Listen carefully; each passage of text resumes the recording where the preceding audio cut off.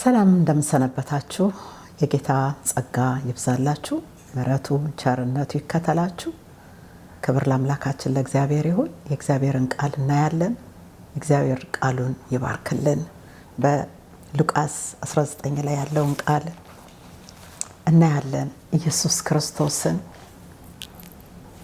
ስትፈልጉት የሚገኝ ስትፈልጉት የሚመጣ ይቅርብ የሆነ የሩቅ ያልሆነ ደግሞ ምንም ቢሮክራሲ የማያበዛ አምላክ እንደሆነ በዚህ ክፍል እናያለን በእውነት ኢየሱስ ክርስቶስን ፈልጎ ያጣው ሰው አንድም ሰው የለም በመጽሐፍ ቅዱሳችን ስናይ በወንጌላት ስታዩ ኢየሱስን የፈለጉ በሙሉ አግኝተውታል ድሆች አግኝተውታል ባለጸጎች አግኝተውታል ለሁሉም እኩል የሚገኝ አምላክ ነው ማያዳላ ኃጢአተኞች ብዙ ኃጢአተኞች አግኝተውታል ሁሉም ኃጢአተኛ ነው ሰው ሁሉ ኃጢአተኛ ነው ኃጢአተኞች በሙሉ አግኝተውታል ዛሬም ጌታ ኢየሱስ ክርስቶስን ከልባችን ከፈለግነው ይገኝልናል ዘኬዎስ የሚባለውን ሰው ታሪክ እናያለን በኢየሱስ ስም አነባዋለሁ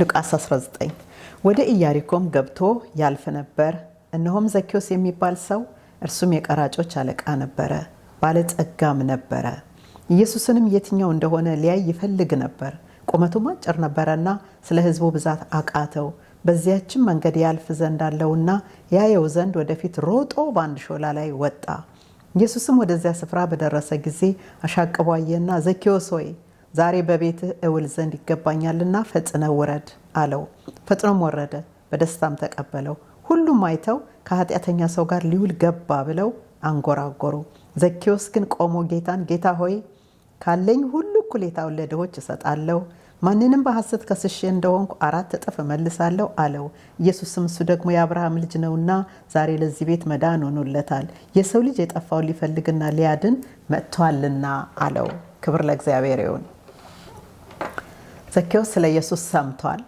ግን የማየት እድል አላገኘም በዛ እንኳን ሲያልፍ በጣም አጭር ስለሆነ ማየት አይችልም ዘኬዎስ የቀራጮች አለቃ ነው ባለስልጣን ነው ማለት ነው ባለጸጋም ነው ሀብታም ነው በከተማው የታወቀ ሰው ነው ነገር ግን ያ ሁሉ ክብሩ አልያዘውም ኢየሱስን ማየት በጣም ስለፈለገ በዛፍ ላይ ወጣ ይላል የሾላ ዛፍ ላይ ልክ እንደ ልጅ ራሱን ዝቅ አድርጎ የሾላ ዛፍ ላይ ወጣ እና ኢየሱስን ማየት ቻለ ኢየሱስ ግን የልቡን መሻት ስላወቀ ቀና ብሎ አይቶ ዘኬዎስ ሆይ ናውረድ እኔን ለማየት እዛ ላይ እንደወጣ አውቄያለሁ እኔን እንደምትፈልግ አውቄያለሁ ስለዚህ ናውረድ ዛሬ በቤትህ እውል ዘንድ ይገባኛል ዋው እንዴት አይነት ሰርፕራይዝ ነው ለአካባቢው ሰዎች በሙሉ አብረውት ላሉት ሰዎች በሙሉ በጣም ሾክ የሚያደርግ ነገር ነው ምክንያቱም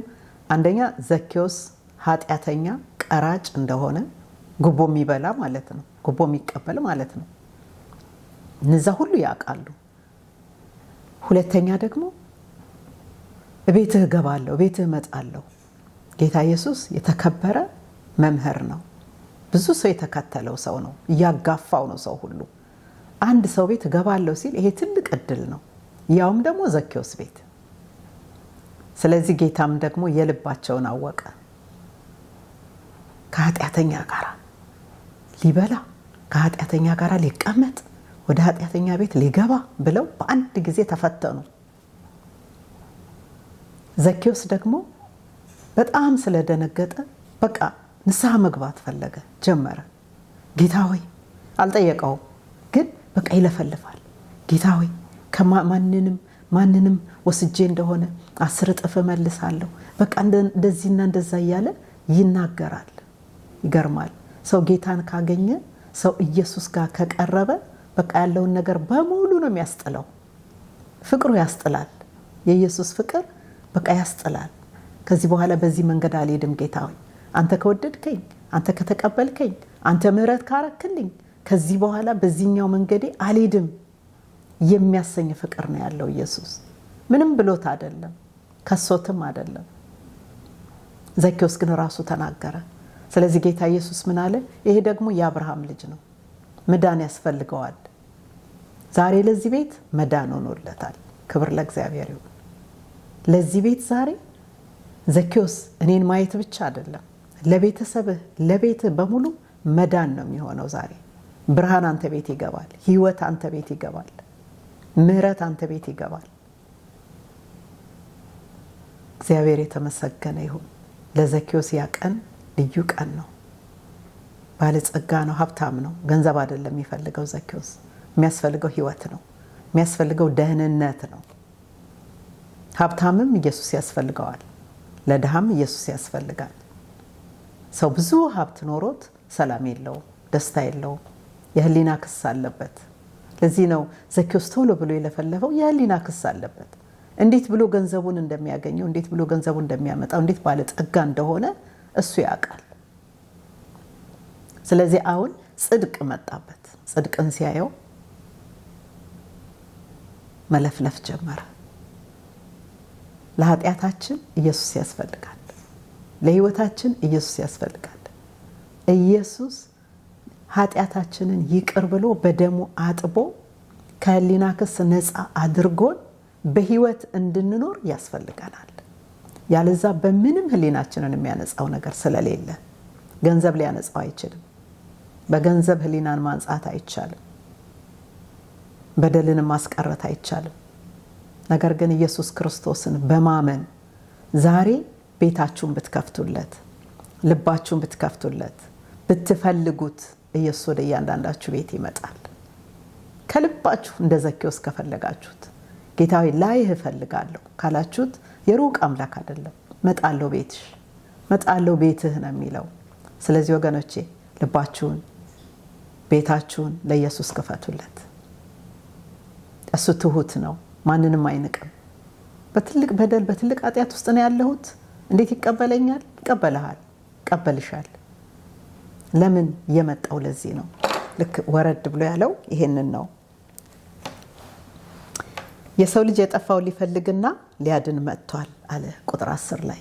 የሰው ልጅ የጠፋውን ሊፈልግና ሊያድን፣ በኃጢአት ምክንያት ከእግዚአብሔር የጠፋውን ሊፈልግ እና ሊያድን፣ የዘላለምን ሕይወት ሊሰጥ፣ የተባረረውን ሰው ከገነት የተባረረውን በኃጢአቱ ወደ ገነት ሊመልስ፣ ከእግዚአብሔር የተለየውን ሰው ከእግዚአብሔር ጋር ሊያስታርቅ መጥቷል። የሰው ልጅ የጠፋውን ሊፈልግና ሊያድን መጥቷል። ይሄ ነው የክርስቶስ ዓላማ። ይሄ ነው ዛሬም ክርስቶስን ወደ ህይወታችን ስናስገባ ስንቀበለው፣ አንተ ጌታዬ ነህ ስንለው የሱን ጽድቅ ነው የምንቀበለው። የኛን ኃጢአት በደሙ ያጥባል። ክብር ለኢየሱስ ይሁን። ለዚህ ነው በሮሜ 8 ላይ ምን ይላል? እንግዲህ በክርስቶስ ኢየሱስ ላሉት አሁን ኩነኔ የለባቸውም። በክርስቶስ ኢየሱስ ላመኑ አምነው ለዳኑ አሁን ኩነኔ የለባቸውም፣ ክስ የለባቸውም። በክርስቶስ ኢየሱስ ያለው የህይወት መንፈስ ህግ ከኃጢአትና ከሞት ህግ አርነት አውጥቶኛልና ይላል። ከኃጢአትና ከሞት ህግ አርነት የሚያወጣ የክርስቶስ መንፈስ፣ የክርስቶስ ህይወት ነው የተሰጠን። ስለዚህ ይሄ ህይወት ስናገኝ፣ ይሄንን መንፈስ ስንቀበል ከዚህ በኋላ ኩነኔ ኃጢአት አይወቅሰንም፣ ኩነኔም አይኖርብንም። በክርስቶስ ኢየሱስ ላሉት አሁን ኩነኔ የለባቸውም። 4 ነጥብ። የሚከሳቸው ነገር አይኖርም። በራሳቸው አይደለም፣ በኃይላቸው አይደለም፣ በጽድቃቸው አይደለም። ኢየሱስ ክርስቶስ በከፈለው ዋጋ፣ ያንን ዋጋ አምኖ በመቀበል ከፍለህልኛል፣ ተከፍሎልኛል፣ አመሰግናለሁ ጌታ ሆይ ብለን እሱን በማመንና በመቀበል እኛ ነፃ እንሆናለን። ኩነኔ አይዘንም፣ አንከሰስም። ክብር ለአምላካችን ለእግዚአብሔር ይሁን። ስለዚህ ይህንን እጋብዛችኋለሁ ወገኖቼ፣ ኢየሱስ ክርስቶስን ፈልጉት። በጣም ብዙ ሀብት አላችሁ፣ ባለጸጋ ናችሁ፣ ኢየሱስ ያስፈልጋችኋል። በጣም ደግሞ ድሆች ናችሁ፣ ገንዘብ የላችሁም፣ ኢየሱስ ያስፈልጋችኋል። ሰላም የላችሁም፣ ኢየሱስ ሰላም ነው። እንቅልፍ የላችሁም፣ ኢየሱስ እንቅልፍ ይሰጣል። ኢየሱስ ረፍት ይሰጣል። እውነት ነው። ይሄንን ሁሉ መነግራችሁ ቃሉ የሚለው ነው። ኢየሱስ ክርስቶስ ኑ እናንተ ደካሞች ሸክማችሁ የከበደ ሁሉ እኔም አሳርፋችኋለሁ ነው የሚለው። ዛሬም እሱ ያሳርፈናል። ክብር ለኢየሱስ ይሁን። ስለዚህ ወደዚህ ጌታ ነው በፍቅር ጋብዛችኋለሁ። እሱን የምትፈልጉ እሱ ይገኝላችኋል። ኢየሱስ ክርስቶስ ያድናል፣ ሕይወትንም ለዘላለም ይሰጣል፣ ደግሞም ተመልሶ ይመጣል። ስፍራ ባዘጋጀልን ቦታ እንድንሆን ደግሞ ይወስደናል። ይህንን ተስፋ እናደርጋለን። ክብር ለኢየሱስ ይሁን። ኑ ወደዚህ ጌታ፣ ኑ ወደ ኢየሱስ። ጸልያለሁ። እግዚአብሔር አምላካችንና አባታችን ሆይ ስለ ቃልህ እጅግ አድርጌ አመሰግንሃለሁ። አንተ ሕይወት ነህ፣ አንተ መንገድ ነህ፣ አንተ እውነት ነህ።